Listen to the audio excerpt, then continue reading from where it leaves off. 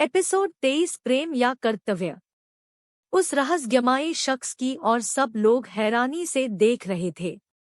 उत्सव में अचानक से सन्नाटा छा गया था। हर किसी की नजरें उस रहस्यमयी शख्स को घूर रही थी। सरदार भीमा ने उस शख्स से पूछा, कौन है आप? क्या हम आपका परिचय जान सकते हैं? वो शख्स अपनी मोटी कर्कश आवाज में बोला, शेरा। सरदार भीमा ने आगे पूछा, आपके यहाँ आने की वजह? इस प्रकार आप बिना अनुमति के उत्सव में चले आए? शेरा बोला, क्षमा सरदार, परंतु आपके सैनिक हमें अंदर आने से रोक रहे थे, इसी वजह से हमें इस प्रकार आना पड़ा। आपकी आज्ञा हो तो हम आपके सामने अपनी मायावी कला का प्रदर्शन करना चाहते हैं।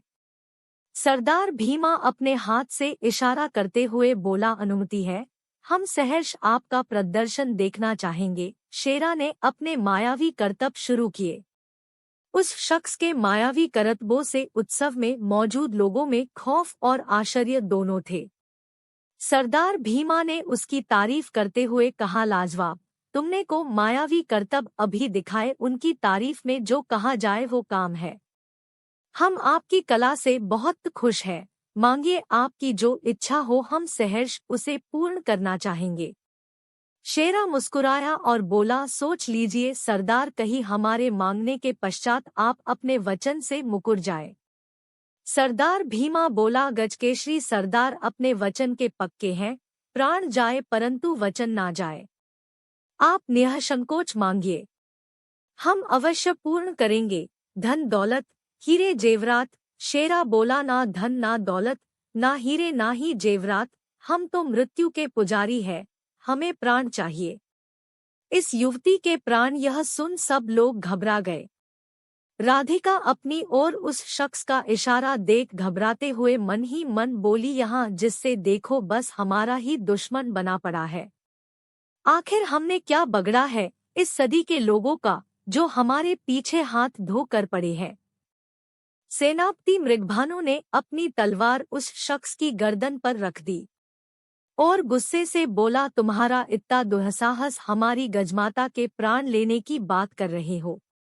यह सुन शेरा बोला, हम तो बस सरदार के वचनानुसार अपनी इच्छा उन्हें बता रहे हैं। इस पर सरदार बोला, वचन दिया है तो पूर्ण करेंगे, परंतु यह संभव नहीं, आपको हमारे प्राण चाहिए, हम खुशी खुशी आपको अर्पित कर देंगे। इस पर शेरा क्रोधित होते हुए बोला, क्या यही है गजकेशरी के सरदार का वचन? यदि अपने अपना वचन नहीं निभाया तो हम गजकेशरी को श्राप दे देंगे। अब चुनना आपको है, प्रेम या कर्तव्य में से किसका चुनाव करेंगे आप? सरदार ने राधिका की तरफ देखा और खुद से बोला, हे ईश्वर, यह कैसी जटिल उलझन में डाल दिया है अपने हमें। एक तरफ हमारा प्रेम है और दूसरी ओर गजकेशरी के प्रति हमारा कर्तव्य, दोनों में से एक का चुनाव हम कैसे करें? कुछ देर विचार के बाद भीमा बोला, यदि यही दो विकल्प है तो हम अपने प्रेम और गजकेशरी में से गजकेशरी का चुनाव करेंगे।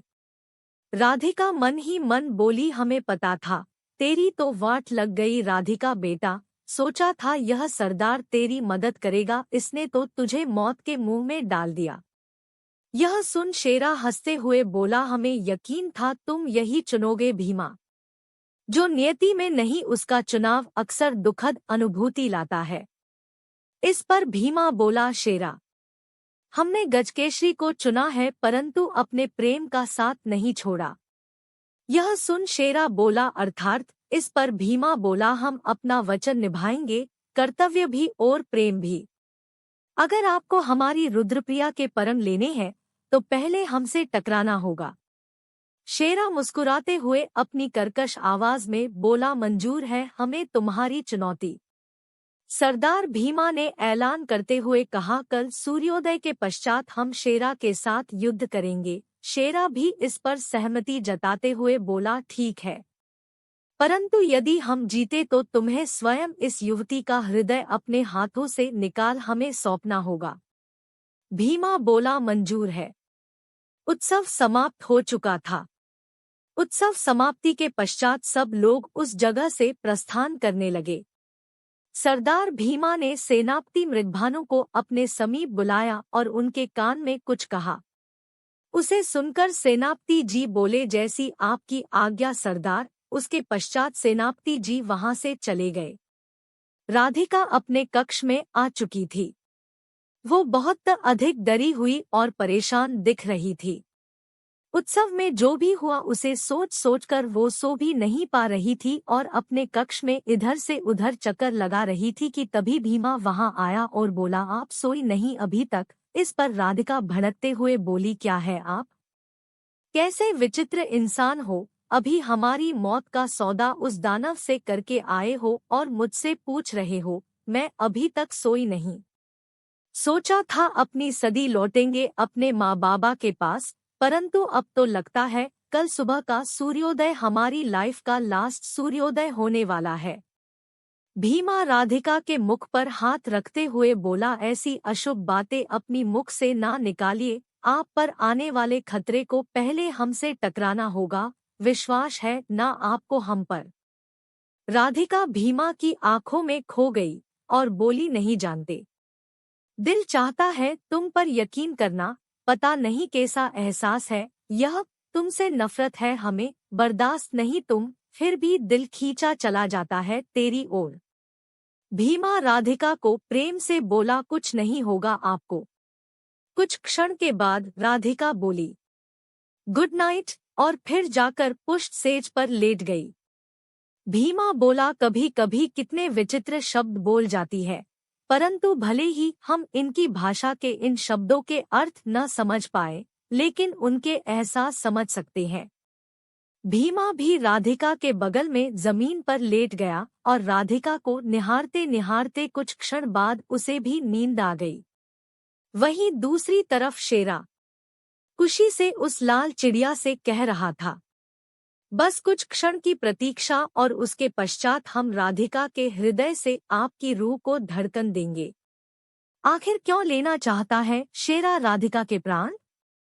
कैसे बचाएगा भीमा अपने प्रेम को? क्या है लाल चिड़िया का रहस्य? जानने के लिए पढ़े आगे। एपिसोड 24। मुझे इस युवती का हृदय चाहिए। सूर्योदय हो चुका था। युद्ध रण तैयार किया जा चुका था। युद्ध मैदान लोगों से भर चुका था। संपूर्ण गजकेशरी कबीले के लोग युद्ध देखने आए थे। राधिका ने सरदार भीमा का विजय तिलक किया और बोली, ऑल द बेस्ट। राधिका के शब्द सरदार भीमा के मस्तिष्क के परे थे, परंतु राधिका के चेहरे पर खुशी के भाव उनके हृदय को सुखद अनुभव करवा रहे थे। सरदार भीमा के चेहरे के भाव पढ़ते हुए राधिका बोली, विजय भवा, जय हो, शुभ हो। उसके पश्चात सरदार भीमा ने कुलदेवी का आशीर्वाद लिया और युद्ध के मैदान की ओर प्रस्थान किया। शेरा पहले से ही युद्ध मैदान में मौजूद था। सेनापति मृगभानु ने सरदार भीमा और शेरा को युद्ध के नियमों से अवगत करवाया। उसके पश्चात युद्ध बिगुल बजते ही दोनों ने युद्ध प्रारंभ किया। गजकेशरी वासी अपने सरदार को प्रोत्साहित करने के लिए नारे लगा रहे थे, सरदार भीमा की जय, जय गजकेशरी। भीमा एक के बाद एक सफल वार कर रहा था। युद्ध के कुछ क्षण बाद ही शेरा को इस बात का आभास हो चुका था कि सरदार भीमा के बाहुबल और युद्ध कौशल के समक्ष अब वो ज्यादा देर तक नहीं टिक पाएगा। भीमा ने शेरा को अपने हाथों पर उठा लिया और हवा में लहराते हुए उसे धड़ाम से जमीन पर पटक दिया। युद्ध मैदान सरदार भीमा की जय जय कर से गूंज उठा। तभी शेरा कहराते हुए उठा और भीमा को ललकारते हुए बोला, युद्ध अभी पूर्ण नहीं हुआ है सरदार भीमा। शेरा की आवाज सुन जैसे ही भीमा पीछे मुड़ा, शेरा ने अपने हाथ में पहनी अंगूठी में से नगीना निकाल उसके अंदर डाला हुआ एक जहरीला पदार्थ उसकी आंखों में डाल दिया।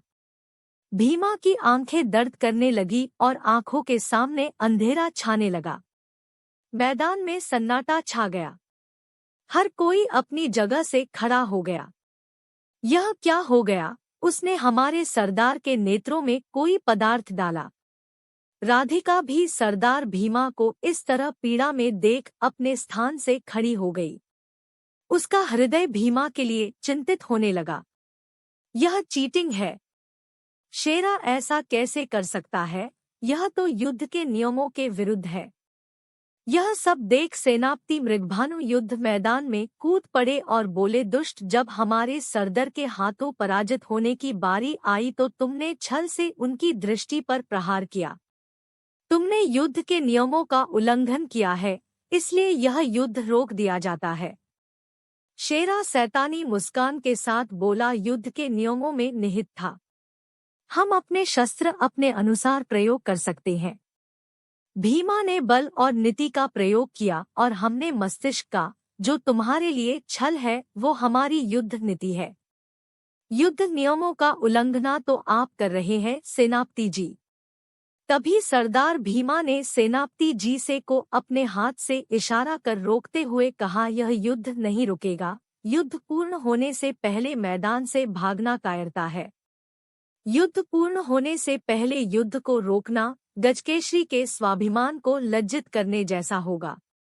यह हम कभी नहीं चाहेंगे। सेनापति जी चिंतित स्वर में कहा, परंतु सरदार, भीमा उसे बीच में रोकते हुए बोला, हमें नेत्र पट्टी दी जाए। सेनापति जी के आदेश पर एक सैनिक सरदार भीमा के लिए नेत्र पट्टी लेकर वहां पहुंचा। सरदार भीमा ने सैनिक के हाथ से नेत्र पट्टी ली और अपनी आंखों पर उसे बांध लिया और फिर शेरा को युद्ध के लिए पुनः ललकारा, वार करो शेरा। शेरा ने भीमा पर वार किया, परंतु सरदार भीमा ने उस वार को खुद पर ले लिया, मनो वो शेरा की स्थिति और युद्ध नीति को समझने की कोशिश कर रहे हो। सरदार भीमा नेत्र भेदी कला में पारंगत था। उसका युद्ध कौशल बंद नेत्रों में भी दुश्मन पर वार करने में सक्षम था। शेरा सरदार भीमा पर एक एक बाद घातक वार कर रहा था और सरदार भीमा भी अपने सामर्थ्य और युद्ध कौशल से उनका मुंहतोड़ जवाब दे रहे थे। अपने वार व्यर्थ जाते देख शेरा गुस्से से तिलमिला गया और मन ही मन एक बार बोला, इस सरदार को जितना हमने आका था इसका सामर्थ्य उससे कहीं अधिक है, परंतु हम इससे पराजित नहीं हो सकते। अब वक्त आ गया है इससे हमारी मायावी शक्तियों से पराजित करने का। शेरा ने सबकी नजरों से बचकर अपनी मायावी विद्या से सरदार पर प्राणघाती हमला किया, जिसके कारण सरदार भीमा आघात होकर जमीन पर गिर पड़ा। अपनी छाती ठोकते हुए बोला, पराजित कर दिया हमने तुम्हारे सरदार को। यह देख लोग घबरा गए। राधिका भीमा को मोटिवेट करते हुए बोली, उठो भीमा, तुम ऐसे हार नहीं मान सकते, उठो। इस पर शेरा अपनी कर्कश शैतानी आवाज में बोला, नहीं उठेगा तुम्हारा भीमा। इस युद्ध के हम विजेता हुए और अब वचन अनुसार इस युवती का हृदय तुम्हारे सरदार को हमें भेंट स्वरूप देना होगा। राधिका की आंखों से अश्रुधारा बहने लगी। उसकी वाणी भीमा का नाम पुकार रही थी, परंतु भीमा मूर्छित और घायल अवस्था में जमीन पर पड़ा था। राधिका के पीड़ा से भरे स्वर जब भीमा के कानों में पड़े तो उसके हृदय की धड़कनों में मनोजान आ गई। भीमा को होश में आते देख सेनापति मृगभानु बोला, सरदार भीमा को होश आ गया। यह देख सब लोग हर्ष से सरदार भीमा के नाम के नारे लगाने लगे। राधिका की आंखों से बहते पीड़ा के अश्रु अब उसके हृदय की खुशी बयां कर रहे थे। वो खुशी से हाथ जोड़ ईश्वर को धन्यवाद करते हुए बोली, थैंक यू कान्हा जी, सरदार जी को होश आ गया। सरदार भीमा ने पुनः अपने पूर्ण सामर्थ्य को इकट्ठा कर शेरा पर प्रहार किया। यह देख राधिका खुशी से अपनी जगह पर खड़ी होकर चिल्लाने लगी, भीमा भीमा और मारो इसे, एक मेरी तरफ से भी। भीमा उस पर अंतिम वार करने ही वाला था कि उसने मृत्यु के भय से अपनी पराजय स्वीकार कर ली। शेरा की पराजय के साथ युद्ध समाप्त हो चुका था। शेरा को सैनिकों ने बंदी बना लिया था, परंतु अभी भी शेरा की आंखों में प्रतिशोध साफ दिख रहा था। भीमा ने शेरा के समीप गया और बोला, आपने उत्सव में जो कला का करतब दिखाया हम आपको उसके लिए सम्मानित करना चाहते थे, परंतु आपके इरादे अहितकारी प्रतीत होते हैं। हमने अपना वचन पूर्ण किया और वचनानुसार आपकी हार हुई। आशा करते हैं आप भी अपने वचन को निभाएंगे और अब आप गजकेसरी को ना ही हमारी रुद्र प्रिय को कोई क्षति पहुंचाएंगे। शेरा भीमा की बात मन ही मन खुद से बोला, हम जो करने आए हैं वो किए बगैर तो यहाँ से नहीं लौटेंगे, परंतु आपको अपने विश्वास में लेने के लिए हमें आपकी बात पर सहमति देनी होगी। और फिर शेरा मुस्कुराते हुए बोला, निसंदेह हम अपना वचन पूर्ण करेंगे। आपकी वीरता और साम्राज्य के प्रति आपकी कर्तव्यनिष्ठा ने हमारे हृदय को आपका गुलाम बना लिया। हम इस साम्राज्य के बारे में और इसके गौरवशाली इतिहास के बारे में कुछ दिन आपके यहाँ ठहर जानने का सौभाग्य मिले तो हमारा हृदय आपका आभारी होगा। भीमा ने कहा, आप हमारे अतिथि हैं, आप जब तक चाहे यहाँ रुक सकते हैं। यह सुन शेरा की आंखों में शैतानी चमक आ गई, मनो उसे वो मिल गया हो जिसका उसे इंतजार था। क्या सरदार भीमा ने शेरा को गजकेसरी में रहने की अनुमति देकर कर दी है बड़ी गलती? आखिर क्या है शेरा का मकसद? क्या अब भी खतरे में है राधिका के प्राण? जानने के लिए पढ़े आगे। Episode 25, Radhika's life in danger. Gajkesari कबीले के लोगों ने अपने सरदार को कंधों पर उठा लिया और उनकी जय जयकार से गजकेसरी साम्राज्य जीत की खुशी में डूब गया। सरदार भीमा ने राधिका की ओर देखा। भीमा के जीत की खुशी उसकी आंखों से बयां हो रही थी। वो भीमा के समीप आई और बोली, वेलदान सरदार जी, अपने तो उस शेरा की क्या बैंड बजाई, जिंदगी भर याद रखेगा। भीमा ने थोड़ा हैरान होते हुए पूछा, बैंड बजाई अर्थात आप कभी कभी बड़े ही विचित्र शब्दों का प्रयोग करती है। आपकी सदी में सब लोग ऐसी ही विचित्र भाषा का प्रयोग करते हैं। राधिका मुस्कुराते हुए बोली, अर्थात अपने जिस तरह से शेरा को पराजित किया मैं तो आपकी फैन हो गई सच्ची। भीमा ने फिर पूछा, फैन अर्थात? इस पर राधिका सोचते हुए मन ही मन बड़बड़ाई, अरे यार, अब फैन को हिंदी में क्या कहते हैं? इतनी हिंदी का प्रयोग हमने अपनी जिंदगी में नहीं किया जितना इस सदी में आने के पश्चात किया है। कुछ देर सोचने के बाद वो बोली, फैन को छोड़िए, हमें आपको थैंक यू कहना है, आई मीन धन्यवाद कहना है। आज आपने जो हमारे लिए किया, हमारे प्राण बचाने के लिए उस शेरा से भिड़ गए, हम आपका जितना धन्यवाद करें उतना काम है। यह सुन भीमा बोला, यह तो हमारा फर्ज था। राधिका बोली, आपको चोट आई है, आपको इलाज की जरूरत है, सेनापति जी जल्दी से डॉक्टर को बुलवाइए। इस पर राधिका सोचते हुए मन ही मन बड़बड़ाई, अरे यार, अब फैन को हिंदी में क्या कहते हैं? इतनी हिंदी का प्रयोग हमने अपनी जिंदगी में नहीं किया जितना इस सदी में आने के पश्चात किया है। कुछ देर सोचने के बाद वो बोली, फैन को छोड़िए, हमें आपको थैंक यू कहना है, आई मीन धन्यवाद कहना है। आज आपने जो हमारे लिए किया, हमारे प्राण बचाने के लिए उस शेरा से भिड़ गए, हम आपका जितना धन्यवाद करें उतना काम है। यह सुन भीमा बोला, यह तो हमारा फर्ज था। राधिका बोली, आपको चोट आई है, आपको इलाज की जरूरत है, सेनापति जी जल्दी से डॉक्टर को बुलवाइए। इस पर सेनापति जी बोले, क्षमा करे गजमाता, जहाँ तक हमें ज्ञात है हमारे साम्राज्य में इस नाम का कोई व्यक्ति निवास नहीं करता। राधिका बोली, सेनापति जी हमारा तात्पर्य आपके राज्य में वैद्य होंगे, उन्हें बुलवाइए। इस पर सेनापति जी बोले, अर्थात गाजवैद्य जी। राधिका बोली, जी गाजवैद्य जी को बुलवाइए शीघ्र। सेनापति जी ने कहा, क्षमा करे गजमाता, परंतु गाजवैद्य जी की कार्यवश राज्य से बाहर गए हैं, कल सायं काल तक ही लौटेंगे।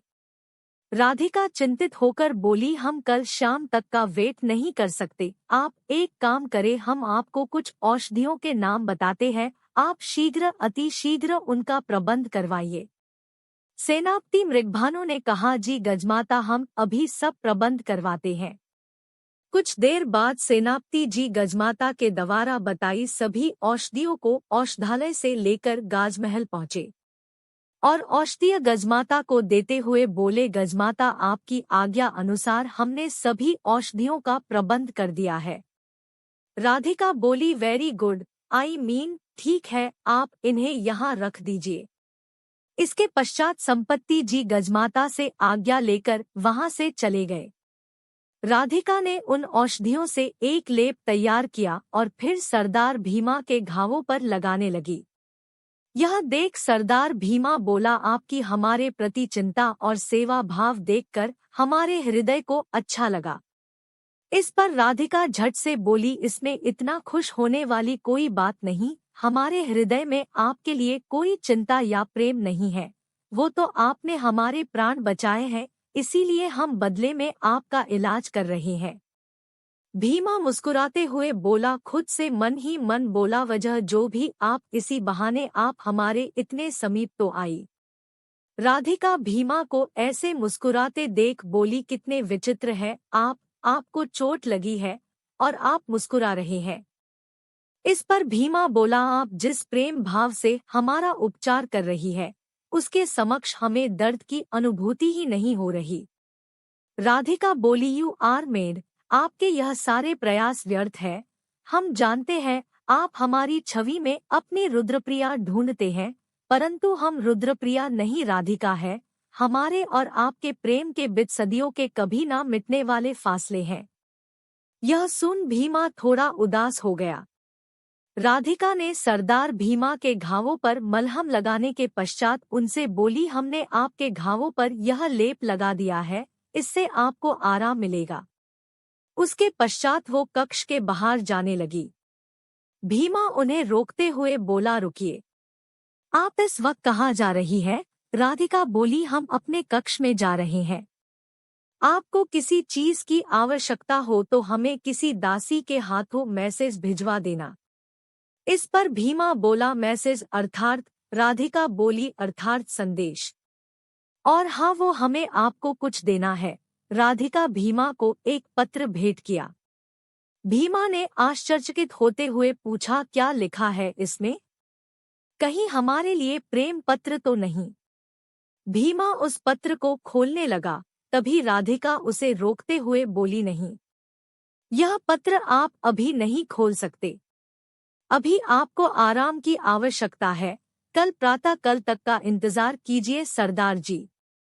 हमें यकीन है यह पत्र हमारे हृदय की बात आप तक पहुंचा पाएगा। भीमा बोला, अब तो सुबह तक इंतजार करना मुश्किल होगा। राधिका मुस्कुराते हुए बोली, नो चीटिंग, अभी हम चलते हैं। भीमा इधर उधर देखते हुए बोला, नहीं, आपको जरूर कोई भ्रांति हुई है, हमारे कक्ष में कोई चीटियां नहीं है। राधिका हंसते हुए बोली, ओ गॉड, चीटियां नहीं, चीटिंग। भीमा ने फिर हैरानी से पूछा, अर्थात? राधिका मुस्कुराते हुए बोली, नो चीटिंग, अर्थात कोई चालाकी नहीं। भीमा बोला, आपकी भाषा बड़ी ही दिलचस्प है, किसी जटिल लिपि की भाषा लगती है। क्या आप हमें इस भाषा का ज्ञान देंगी?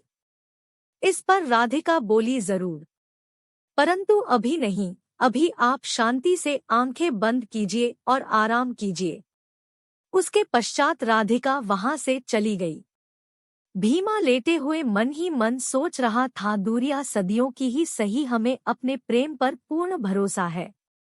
आपको मन से मिलाना नियति का फैसला था, परंतु खुद से आपको दूर ना जाने देना यह हमारा फैसला है। वहीं दूसरी ओर शेरा अपने कक्ष में एक तांत्रिक कुंड का निर्माण कर रहा था। निर्माण पूर्ण होने के पश्चात वो उसके समीप बैठ गया और कुछ मंत्रों का जाप करने लगा। कुछ देर के मंत्रोच्चारण के पश्चात वहां एक लाल चिड़िया आई, जो बहुत ही क्रोधित प्रतीत हो रही थी। उस चिड़िया की आंखों से निकलती लाल मायावी रोशनी ने शेरा को जकड़ लिया। शेरा बहुत घबराया हुआ था, उसका डर उसकी आंखों में साफ दिख रहा था। वो लाल चिड़िया गुस्से से बोली, तुम किसी काम के नहीं हो। हमने तुम्हें एक कार्य दिया था और तुम उसे भी अब तक पूर्ण नहीं कर पाए। शेरा घबराई हुई आवाज में बोला, क्षमा क्षमा, एक अंतिम अवसर, इस बार मैं आपको निराश नहीं करूंगा। बस एक अंतिम अवसर। वो लाल चिड़िया शेरा को छोड़ते हुए बोली, ठीक है, परंतु ध्यान रहे यह तुम्हारे लिए अंतिम अवसर होगा। यदि इस बार भी तुम यह कार्य पूर्ण नहीं कर पाए तो इसका अंजाम तुम अच्छी तरह जानते हो। इतना कहकर वो लाल चिड़िया वहां से चली गई। शेरा अभी भी डरा हुआ था। वो खुद से बोला, हमें शीघ्र ही कोई योजना बनानी होगी। उस युवती का हृदय किसी भी तरह हमें हासिल करना है। यदि हमें अपने प्राण बचने हैं तो उस युवती को अपने प्राण देने होंगे।